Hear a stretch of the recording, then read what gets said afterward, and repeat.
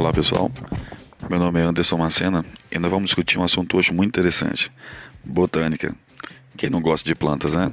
Qualquer coisa que você pense hoje em dia em relação à sua alimentação, você utiliza de forma direta ou indireta as plantinhas. Mas, afinal, o que é uma planta? Os vegetais são organismos pluricelulares eucariontes autótrofos, ou seja, que produzem seu próprio alimento através de um processo conhecido como fotossíntese, que é baseado na energia solar. Para que as plantas possam fazer esse tipo de nutrição, elas necessitam de proteínas especiais chamadas de clorofila, que nesse caso a clorofila A e a B. Além disso, elas apresentam parede celular alternância de geração. O que seria a alternância de geração? A maioria dos indivíduos apresentam apenas um tipo de adulto quanto à sua plodia, ou seja, ou são adultos haploides ou são adultos diploides. As plantas não, apresentam-se os dois tipos de gerações ao mesmo tempo, tanto adultos haploides quanto adultos diploides. Tá, mas enfim, o que define uma planta? Quando você estuda a classificação biológica, você aprende uma palavrinha muito interessante chamada de apomorfia.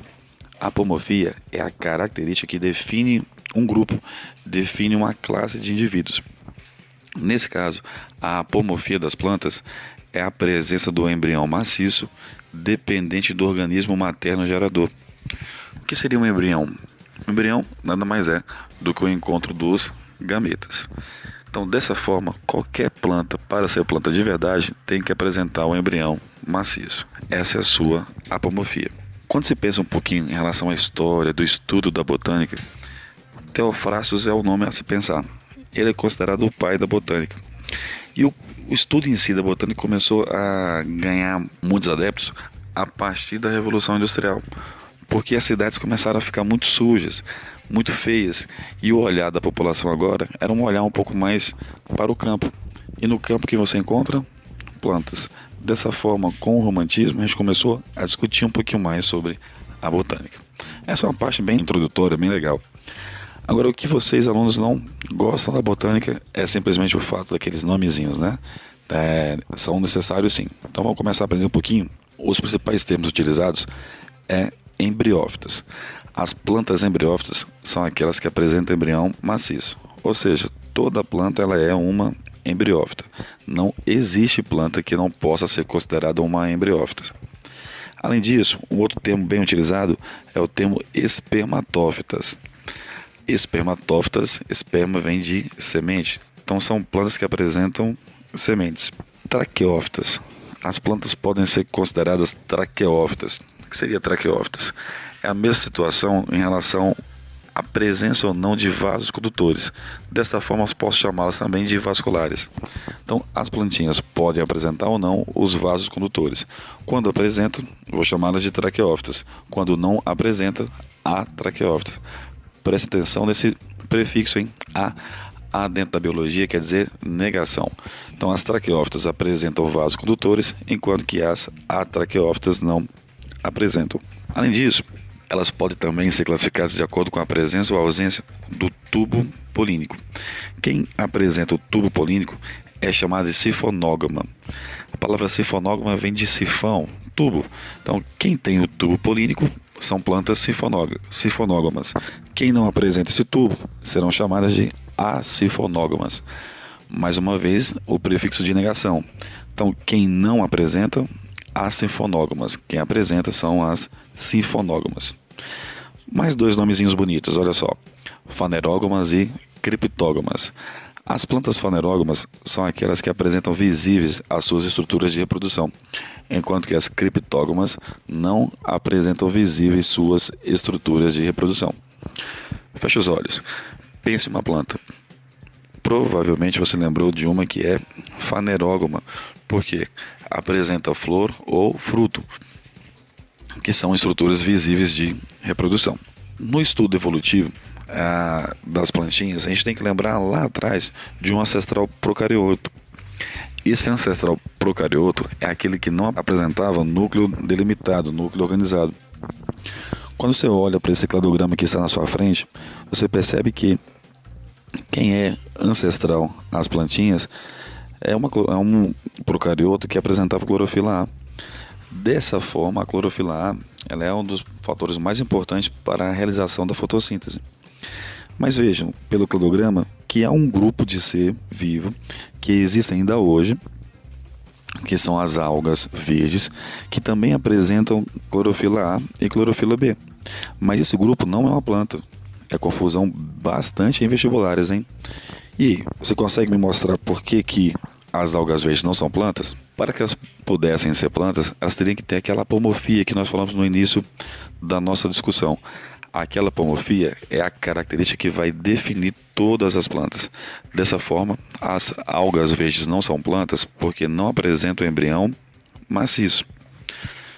Briófita apresenta embrião maciço? Sim, então briófita é uma planta. Está bem claro aí no cladograma. Além de briófitas, nós estamos vendo também as pteridófitas, gimnospermas e as angiospermas. Vamos tentar fazer um jogo de características aqui agora. Principal característica das briófitas é o fato de apresentar embrião maciço. Já a novidade das pteridófitas é a presença de vasos condutores. Bom, se os vasos condutores surgiram nas pteridófitas, isso quer dizer que as briófitas não apresentam tal característica. Dessa forma, o transporte de seiva delas é dado célula a célula, por um processo conhecido como difusão. Então, briófita transporta os seus nutrientes por difusão, enquanto que, a partir das pteridófitas, todas elas apresentam vasos condutores. Pelo cladograma aí, temos agora a próxima que são as gimnospermas. Qual que é a principal novidade das gimnospermas? É a presença da semente, uma estrutura que vai proteger o embrião. Só que não é a única situação, hein? Fora a semente, nós podemos encontrar o tubo polínico. O próximo grupo do cladograma são as angiospermas. As angiospermas são plantas que apresentam como novidade flor verdadeira, dotada de ovário e o fruto. Então vamos tentar brincar agora com aquelas nossas palavrinhas. Vamos tentar encaixar aquelas nossas palavras dentro desse cladograma. Observe como ficaria. Está conseguindo reconhecer? E será que eu coloquei agora a palavra sifonógrafas entre as plantinhas corretas? Muito bom. Se você também conseguiu enxergar isso, muito bom. Um próximo passo para a gente começar a discutir um pouquinho mais sobre essa introdução da botânica é você entender que existem alguns órgãos que são conhecidos como órgãos reprodutivos e os órgãos vegetativos. Ficou fácil, né?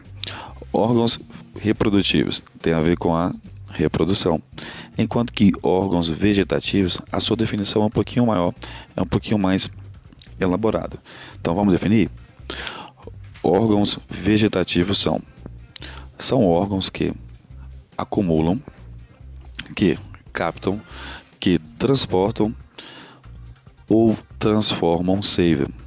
Então são órgãos que acumulam, que captam, que transportam ou transformam seiva. Na sua cabeça, logo surgiram a imagem de 3 estruturas das plantinhas. Quais foram elas? Raiz, caule e folha. Só que essas três estruturas não são as únicas presentes em todas as plantas. Além das 3, nós temos também rizóide, caulóide e filóide. Vamos lembrar do nome. Rizóide lembra raiz, caulóide lembra caule e filóide lembra folha. Qual seriam então as principais diferenças entre esses 2 grupos de órgãos ou estruturas vegetativas? Raiz, caule e folha são estruturas que apresentam vasos condutores e elas são diploide, enquanto que rizóide, caulóide e filóide são estruturas sem vasos condutores, sendo eles haploide. Por enquanto, tranquilo? Vou fazer só mais uma introdução agora em relação aos tipos de ciclo dos seres vivos e a gente fecha essa aula por hoje. São 3 principais tipos de ciclos. O principal ciclo reprodutivo dos seres vivos, não só das plantinhas, é o ciclo conhecido como haplobionte. Vamos tentar entender o nome. Haplo lembra haploide.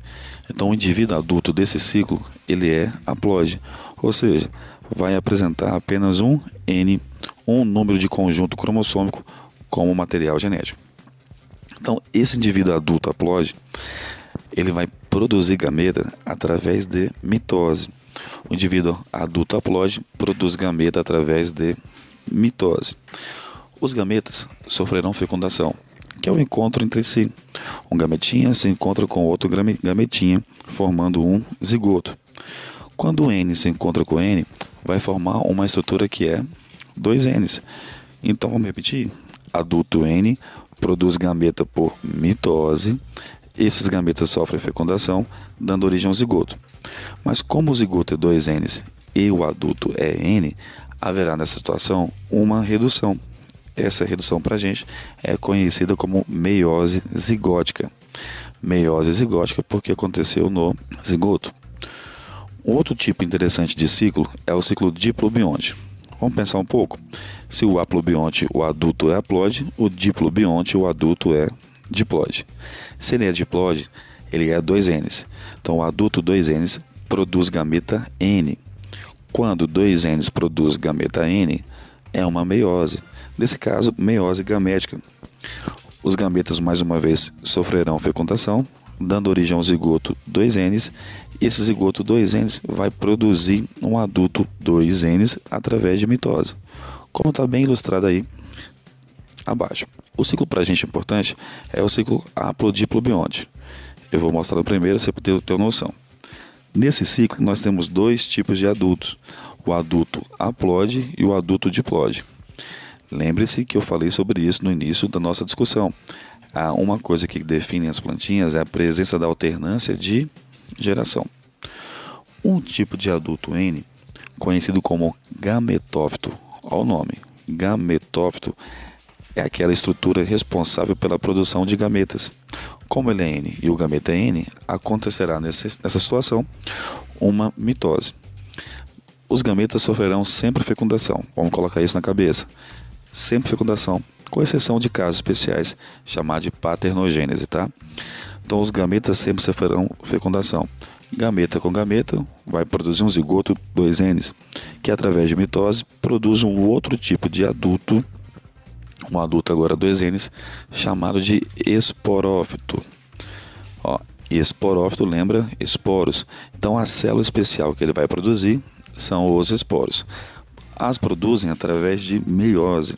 Dessa forma, essa meiose aqui é chamada de meiose espórica. Muito bom.